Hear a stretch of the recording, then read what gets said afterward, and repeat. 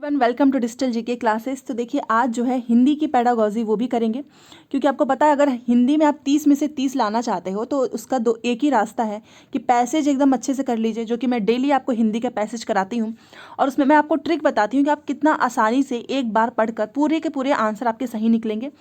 वैसे मैं आपको पेडागॉजी भी एकदम अच्छे से समझाऊंगी, अपना पूरा बेस्ट दूंगी। बस आप अच्छे से पढ़ना कि आपके अगर 30 नहीं तो 29 भी आ जाए तो बहुत अच्छा नंबर है, क्योंकि हिंदी बहुत अच्छा सब्जेक्ट है स्कोरिंग का। सीडीपी में आप एक नंबर गलत कर सकते हो, बट अगर हिंदी आपने एकदम अच्छे से कर ले तो पूरे के पूरे नंबर आ जाते हैं। तो आपको यही कोशिश करनी है कि आपको 30 का टारगेट लेके चलना है। टारगेट हमेशा अपना बड़ा रखना चाहिए, ये नहीं कि आप 20-25 का रख लें। 30 का टारगेट रखिए और 30 नंबर एकदम आ जाएंगे। बस आपको मेरी बात माननी है कि आपको क्वेश्चन को एकदम अच्छे से सॉल्व करना है, पैसेज को करना है और जितना ज़्यादा हो सके प्रैक्टिस करो। जो भी क्वेश्चन आपका गलत होता है उसको तुरंत जो है वहीं पर उसका सोल्यूशन आपके पास होना चाहिए, आपको एकदम समझ में आ जाना चाहिए। ना समझ में आए तो आप कमेंट कर देना, अदरवाइज टेलीग्राम पर भी पूछ सकते हो। बस टेलीग्राम पे उतना मैं आंसर नहीं दे पाती क्योंकि बहुत सारे क्वेश्चंस होते हैं। तो आपको जैसे कंफर्टेबल हो आप करिए, वैसे पूछिए, बट आपका पेपर एकदम अच्छा होना चाहिए। तो चलिए पेडागॉजी करते हैं। सबसे पहले देखिए, गद्य शिक्षण में अपेक्षित नहीं है। गद्य की बात हो रही है, आपको पता है कि गद्य का एक पैसेज आता है, एक पैसेज आता है पद्य का, मतलब गद्यांश और एक पद्यांश आता है। तो गद्य में आपने देखा होगा स्टोरी टेलिंग जैसा होता है और पद्य में क्या होता है, एक पोयम होता है। तो वैसे ही चलना है। गद्य शिक्षण में अपेक्षित नहीं है क्या चीज़, पहला देखिए, भाषा की बारीकियां समझना, कल्पनाशीलता का विकास, तार्किक शक्ति का विकास या फिर अनुकरण क्षमता का विकास।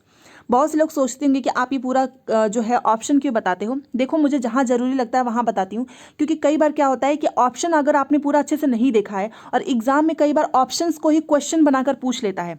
इसलिए ये ऑप्शन क्यों रखा एग्जामिनर ने, उसके पीछे भी उनका रीज़न होता है कि सारे ऑप्शन इसलिए रखे जाते हैं कि इसमें से दो तो आप काट दोगे बट दो एकदम हमको सेम लगता है। तो इसीलिए आपको ऑप्शंस का एक्सप्लेनेशन देखना बहुत ज़रूरी है, खास करके सीटेट में। तो देखिए, मान लीजिए आप गद्य शिक्षण पढ़ा रहे हो, ठीक है, तो उसमें क्या चीज़ें नहीं होनी चाहिए, अपेक्षित क्या नहीं है। अपेक्षित का मतलब क्या चीज़ उसमें जो है नहीं होना चाहिए, किस फॉर्म में। तो भाषा की बारीकियाँ समझना, ये तो बिल्कुल होना चाहिए, तभी तो आप गद्य जो है वो पढ़ा पाओगे। कल्पनाशीलता का विकास, ये भी होना चाहिए, क्योंकि अगर आप स्टोरी पढ़ाते हो तो बच्चा क्या करता है, उस स्टोरी का इमेजिन करने लगता है। जैसे कि मान लो आप बताओ कि एक लड़की थी, वो बाजार गई, वो मार्केट से इतने सामान लेकर आई, तो उससे बच्चा उसको क्या सुनता नहीं है, इमेजिनेशन भी स्टार्ट हो जाता है। तो ये भी होगा। तीसरा, तार्किक शक्ति का विकास। यस, अगर आप वहाँ पर बोलो कि उस दुकानदार ने उसने 100 रुपये दिए और दुकानदार ने जो है उसको 20 रुपये वापस किए, तो आप इस तरह से भी बच्चे के मन में क्या कर सकते हो, लॉजिकल थिंकिंग जो है उसको डेवलप कर सकते हो। क्योंकि जब ऐसा स्टोरी में आता है तो बच्चा उसको ज़्यादा अच्छे से समझ पाता है। वो सोचेगा कि हाँ, दुकानदार को उसने 100 रुपये दिया, तो दुकानदार ने कर उसको 20 रुपये क्यों वापस किए, इसका मतलब उसने कितने की खरीदारी की होगी। तो ये भी होता है। चौथा देखिए, अनुकरण क्षमता का विकास। अनुकरण को क्या बोलते हैं, इमिटेशन। इंग्लिश में क्या बोलते हो, इमिटेशन, मतलब नकल करना। तो ये चीज़ नहीं करना है हमें कभी भी, अनुकरण क्षमता का विकास नहीं करना है। क्या चीज़ें करनी है, इन तीनों का करना है, इसको छोड़ के। क्योंकि इमिटेशन से क्या होगा, अगर आप कोई चीज़ पढ़ रहे हो, बच्चा उसको नकल कर देगा, तो उसमें उसने क्या सीख लिया, कुछ भी नहीं सीखा, क्योंकि उसने तो नकल की है। तो इस चीज़ का नहीं करना है। तो ऑप्शन नंबर जो है 4 इज़ राइट। क्यों, क्योंकि गलत वाला पूछा है। देखो, इसी तरह अगर आपने ऑप्शंस का जो है एकदम अच्छे से पोस्टमार्टम कर दिया, एकदम अच्छे से इसको मतलब एक्सप्लेन कर दिया खुद से, तो आपका क्या गलत हो सकता है, कभी कभी नहीं। चलिए नेक्स्ट क्वेश्चन है 7। ये देखिए, हिंदी भाषा की पाठ्य पुस्तकों में हिंदीतर भाषाओं की रचनाओं को भी स्थान जो है मिलना चाहिए, ताकि मतलब आप जो है बच्चों को क्या करो, हिंदी भाषा का जो टेक्स्ट बुक होता है उसमें हिंदीतर भाषाओं की जो रचनाएं होती हैं, रचनाएं आपने देखा होगा कि अलग अलग जो कवि होती हैं उनकी रचनाएं होती हैं, उनको भी जो है बुक्स में स्थान मिलना चाहिए। क्यों मिलना चाहिए, उससे क्या होगा, बच्चों में उसका क्या फ़ायदा होगा। तो यस होगा, बट किस तरह में होगा वो देखते हैं। पहला, बच्चों को हिंदीतर रचनाकारों की जानकारी मिल जाए। क्या बस जानकारी के लिए आप चाहते हो स्थान मिले, बिल्कुल भी नहीं। दूसरा देखिए, बच्चे हिंदीतर रचनाओं की भाषिक विशेषताओं से परिचित हो सके। यस, अगर आप रचनाएं जो है बुक्स वगैरह में जो है प्रोवाइड करवा रहे हो, तो क्यों करवा रहे हो, ताकि जो रचनाएं हैं, क्योंकि हिंदी भाषा क्या है, एक भाषिक ही तो सब्जेक्ट है, उसमें जो रचनाएं हैं, चाहे साहित्यिक, मैंने हमेशा बताया है कि साहित्यिक जो विधाएं होती हैं, जिसको आप लोग बोलते हो कि इसमें शामिल करना चाहिए, क्यों करना चाहिए, क्योंकि इनकी जो लैंग्वेज होती है, इनकी जो विशेषताएं होती हैं वो उससे बच्चा परिचित हो सकता है। वैसे ही जो रचनाएं हैं, रचनाओं की जो भाषिक विशेषताएं हैं, क्योंकि रचनाओं की जो विशेषताएं होती है वो अलग होगी, तो उससे भी बच्चा जो है परिचित हो सकेगा, वो उसको ये समझ में आएगा कि हाँ जो रचनाएं होती हैं उसकी विशेषताएं क्या क्या हो सकती हैं। तो ये राइट है। तीसरा देखिए, बच्चे हिंदीतर भाषाओं पर अपनी पकड़ बना सके। देखिए यहाँ पर बात कर रही है रचनाओं की और एक केवल भाषाओं की बात कर रहा है, इस वजह से ये गलत हो जाएगा, इसलिए क्वेश्चन के हिसाब से चलना है। 4 देखिए, बच्चे हिंदीतर भाषाओं के व्याकरण से परिचित हो सके। सबसे पहले ये व्याकरण जो वर्ड ही है वो नेगेटिव वर्ड है, जो कि मैंने आपको कई बार बताया हुआ है, तो सब गलत। क्या बचा? Option number 2 is right. तो देखिए ऐसे आप आराम से कर सकते हैं। क्वेश्चन नंबर 8 देखते हैं, उच्च प्राथमिक स्तर पर हिंदी भाषा शिक्षण का एक महत्वपूर्ण उद्देश्य क्या हो सकता है? पहला, हिंदी भाषा की नियमबद्ध प्रकृति को पहचानना, क्योंकि आपको पता है जो लैंग्वेज होता है वो रूल्स के हिसाब से बने होते हैं, चाहे आप संधि विच्छेद देख लीजिए, चाहे अगर आपसे पूछा जाता है कि इसमें उपसर्ग क्या है, प्रत्यय क्या है, तो उसके पीछे क्या होती है? कुछ नियमबद्ध प्रकृति होती है, तभी तो आप आज जो है उस नियमबद्ध से आप चाहे उपसर्ग निकालना हो, संधि विच्छेद करना हो, समास अलंकार जो भी है, तो वो तो सही बात है। दूसरा देखिए, हिंदी भाषा के व्याकरण को कंठस्थ कराना, आपको कभी भी किसी भी चीज़ को बच्चों को रट्टा नहीं करवाना है। तीसरा देखिए, हिंदी भाषा के प्रसिद्ध रचनाकारों को जानना, बस उनको बच्चा जान लेगा तो क्या हो जाएगा। अगर हाँ यहाँ पे ये लिखा होता है कि रचनाओं का जो विशेष भाषा होती है उसके बारे में बच्चा परिचित हो सके, जानना तो कोई ठीक नहीं वर्ड है। 4 देखिए, हिंदी भाषा की प्रसिद्ध रचनाओं को जानना, ये भी वही चीज़ लिख दिया है सेम। तो क्या होगा इसका राइट आंसर? Option number 1। ये इजी है, क्योंकि आपको क्या करना चाहिए, बच्चों को ये उनके अंदर ये एबिलिटी लाइए कि बच्चा जो है हिंदी भाषा का नियमबद्ध प्रकृति को पहचान सके, कि कैसे वो पहचाने, कि जैसे कि आपको पता है कि क किस वर्ग का है, ख किस वर्ग का, ऐसे ही सिमिलर उनको भी कुछ सिखाना है, जिससे कि उसका जो हिंदी भाषा का ज्ञान है वो अच्छे से उसको पहचान सके। तो ऑप्शन नंबर 1 इज राइट।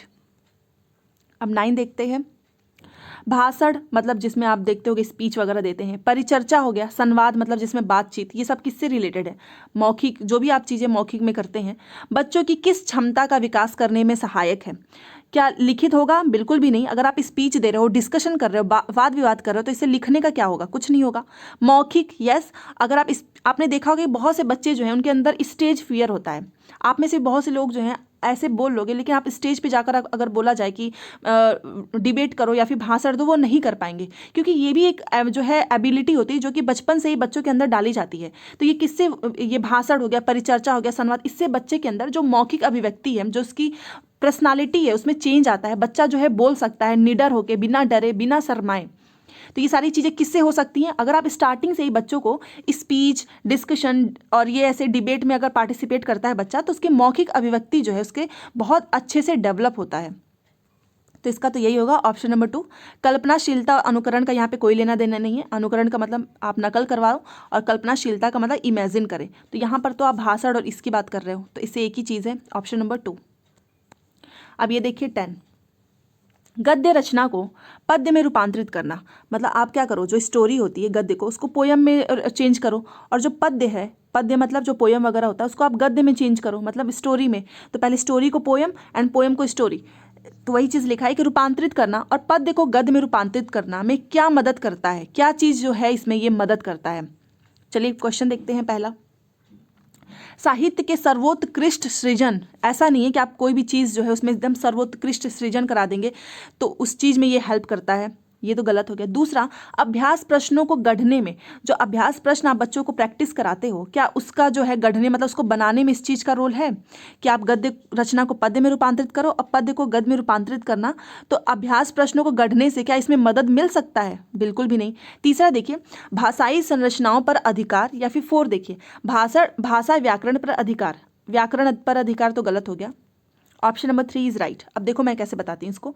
मान लीजिए आप स्टोरी टेलिंग करा रहे हो, ठीक है, स्टोरी टेलिंग से आपने उसको पोयम में कन्वर्ट किया, पोयम से आप उसको फिर से क्या कर रहे हो, स्टोरी टेलिंग में कन्वर्ट कर रहे हो। तो इससे क्या होता है, इससे जो मान लीजिए स्टोरी की भाषा अलग होती है, आपने देखा है, पोयम की भाषा एकदम डिफरेंट होती है, उसमें सब कुछ ऐसे लिखा होता है कि वो उसके साथ एकदम मतलब एक्यूरेट चीज़ नहीं लिखी होती है, वो पूरा पोयम में ही पूरा लयबद्ध होता है। तो इससे क्या होता है, उससे बच्चा जो है उसका जो भाषाई संरचनाएं हैं उस पर अधिकार हो जाता है, वो समझ लेता है कि भाषा की संरचना स्टोरी में अलग है, पोयम में अलग है। तो एक बार वो स्टोरी से पोयम में जाएगा, फिर पोयम से स्टोरी में जाएगा, तो आप खुद सोचो क्या उसका भाषाई संरचना पर अधिकार नहीं हो जाएगा अगर वो ऐसे प्रैक्टिस करेगा? तो बस इसी चीज़ में जो है ये मदद करता है। तो option number 3 is right. Next question है 11, आप मुझे लास्ट में बताइएगा कि आपकी पेडागोजी में कितनी आई है 15 में से, क्योंकि इससे आप खुद का असेसमेंट करोगे कि आप कितना पढ़ रहे हो और क्या काम का पढ़ रहे हो या नहीं, या बस पढ़ ही रहे हो। तो चलिए ये क्वेश्चन देखते हैं।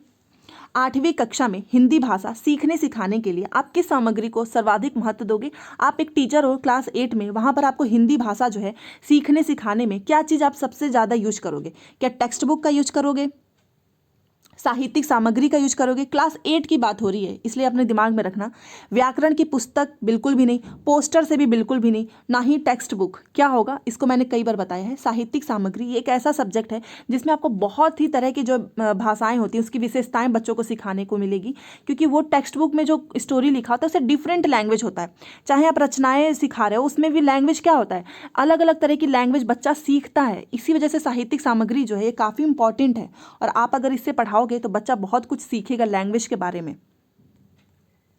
12 देखिए, छठी कक्षा के, आप छठी कक्षा के मतलब आप जो हो क्लास 6 के बच्चों के लिए हिंदी भाषा सीखने सिखाने की किस पद्धति का समर्थन करेंगे? यहाँ पर 8 की बात हो रही थी, यहाँ पर 6 की बात हो रही है, मतलब ये अपर प्राइमरी के बच्चे हैं।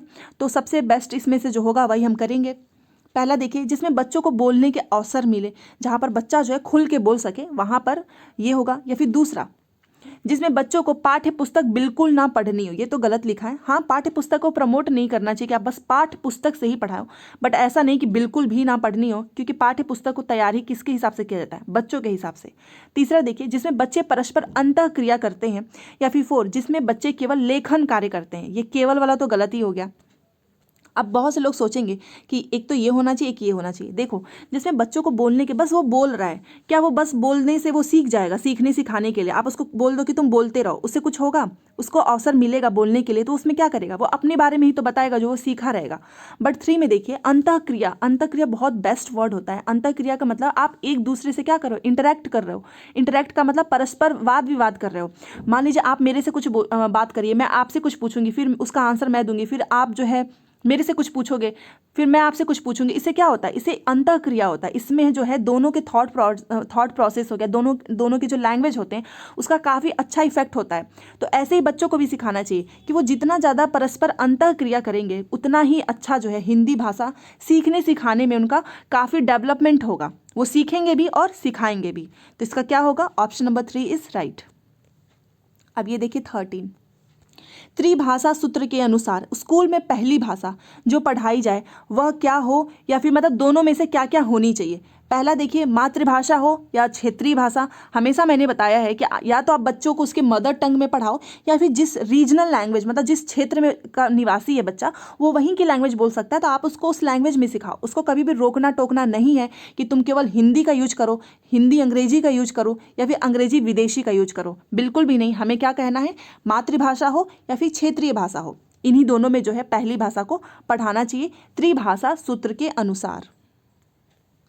अब ये देखिए 14 क्वेश्चन, व्याकरण पढ़ाने की आगमन विधि। आगमन विधि अगर आपने जैसे ही देखा तो याद रखना, ये आगमन का जो आ है, अगर आप ऊ को निकाल दो तो ऊ से क्या बना? उदाहरण।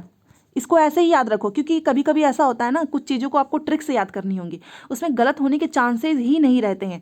जैसे कि निगमन विधि है, मैंने आपको बताया है, निगमन विधि का मतलब आता है पूछता ही है ऐसे। निगमन का नी से क्या बन गया? नियम।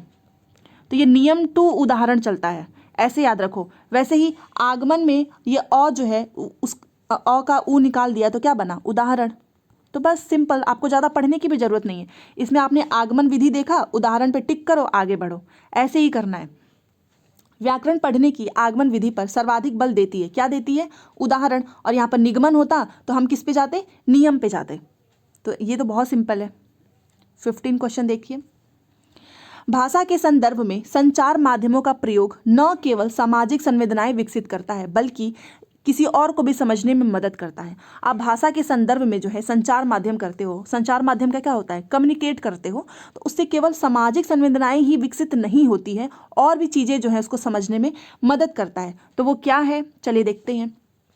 विभिन्न माध्यमों की जानकारी, बिल्कुल भी नहीं, आपको केवल माध्यमों की जानकारी से मतलब नहीं है। दूसरा, विभिन्न माध्यमों में प्रयुक्त भाषा, मतलब अलग अलग जो मीडियम है उसमें कैसे लैंग्वेज को यूज किया जाता है। आपने देखा हो कि आप जो है लैंग्वेज को सब में एक जैसा यूज नहीं करते हो। किसी चीज़ में जब आपसे पूछा जाता है तो उसमें आप लैंग्वेज दूसरी तरह से यूज करते हो। कभी कभी ऐसा होता है कि आपको डिस्कशन करना है तो उसमें दूसरी तरह से लैंग्वेज यूज होता है, तो ये सही है। तीसरा देखते हैं, विभिन्न माध्यमों के उपयोग, क्या उपयोग को समझने में मदद करेगा कि आपको कहाँ कैसे उपयोग करना है, या फिर प्रयुक्त भाषा में करेगा। चौथा देखिए, विभिन्न माध्यमों की आर्थिक स्थिति, आर्थिक स्थिति तो पहले ही गलत हो गया, इसका यहाँ पे कोई लेना ही देना नहीं है, ये भी गलत। ऑप्शन नंबर 2 इज़ राइट, क्योंकि जब आप जो है अलग अलग माध्यम में भाषा का यूज करते हो तो उससे क्या होता है कि सामाजिक संवेदनाएं तो विकसित होती ही है जब हम किसी से बात करते हैं, प्लस विभिन्न माध्यमों में प्रयुक्त भाषा जो है उसको समझने में मदद करता है, क्योंकि अगर आप किसी से बात करोगे तो आपको ये भी समझ में आएगा कि हाँ, मतलब इस टाइप में अगर ये चीज़ें बोलनी है तो वहाँ पर ये भाषा प्रयुक्त करना है, ये भाषा जो है इस माध्यम में यूज होता है। तो ये सारी चीज़ें हैं, इस वजह से ऑप्शन नंबर 2 इज़ राइट। अब ये 16 देखते हैं, कहानियों की विभिन्न शैलियों पर की गई चर्चा, कहानी मतलब स्टोरी, उस पर विभिन्न शैलियों पर जो है चर्चा किया गया है, तो इससे क्या होगा, बच्चों में किस चीज़ का जो है डेवलपमेंट होगा। क्या व्याकरण समझने में बच्चों की हेल्प होगा, कहानियाँ रचने में, या फिर कहानियों के तथ्यों को याद करने में। याद करना गलत, व्याकरण भी गलत, क्योंकि मैंने हमेशा बताया व्याकरण वर्ड ही गलत है। कहानियाँ की कमियाँ बताने में, क्या कमी बताने से जो है कुछ होगा, बिल्कुल भी नहीं, आपको कमी नहीं बताना है, आपको कहानी की विभिन्न शैलियों पर चर्चा करना है, जिससे बच्चा जो है कहानी के जो रचनाएं हैं, जो कहानियाँ रचने वाले हैं उसमें उसको मदद मिल सके। तो इसका क्या होगा, 16 का ऑप्शन नंबर 2 कि कहानियों की विभिन्न शैलियों पर की गई चर्चा बच्चों को कहानियाँ रचने में मदद करता है। क्या करो, पहले आप बच्चों को एक स्टोरी सुना दो, ठीक है, उसके बाद से आप बच्चों को बोले कि तुम इस स्टोरी को अपने भाषा में जो है वो मुझे बताओ, तो स्टोरी बच्चा आराम से जो है बता लेगा अपनी भाषा में। क्यों? क्योंकि स्टोरी जो है वो इंटरेस्टिंग सब्जेक्ट है। अगर आप उसमें कोई भी कहानी सुनाओगे तो पूरा तो नहीं, बट हाँ कुछ चीज़ें बच्चा अपनी भाषा में जरूर बता देगा। तो इसी वजह से कहानी बहुत इंपॉर्टेंट रोल प्ले करता है, क्योंकि बच्चा खुद से कहानी रच सकता है। तो ऑप्शन नंबर 2 जो है वो इसमें सही है। अब 17 देखिए, संदर्भ में व्याकरण किस पर बल देता है, मतलब कॉन्टेक्स्ट की बात हो रही है, एक कोई कॉन्टेक्स्ट में है, उस कॉन्टेक्स्ट में व्याकरण का क्या रोल होता है। तो चलिए देखते हैं। पहला देखिए, पाठ के अंत में समस्त व्याकरणीय बिंदुओं को स्पष्ट करने पे, क्या पूरा पढ़ा लो उसके बाद से लास्ट में जो भी व्याकरण के बिंदु हैं उसको स्पष्ट करें। ऐसा कभी नहीं करना चाहिए कि आप एक बार लास्ट में ही करो।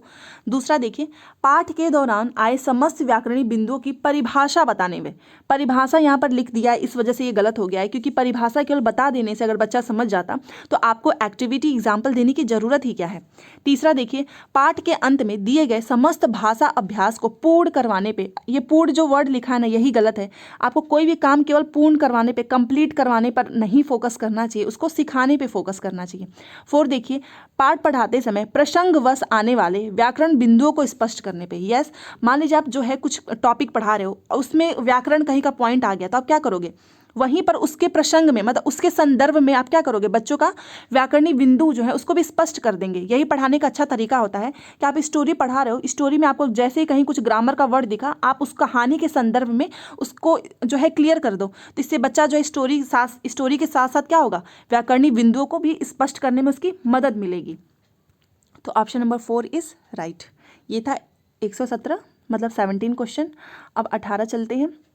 प्रत्येक भाषा शिक्षक को इस बात की जानकारी जरूर होनी चाहिए कि उसकी कक्षा के बच्चों की पृष्ठभूमि कैसी है।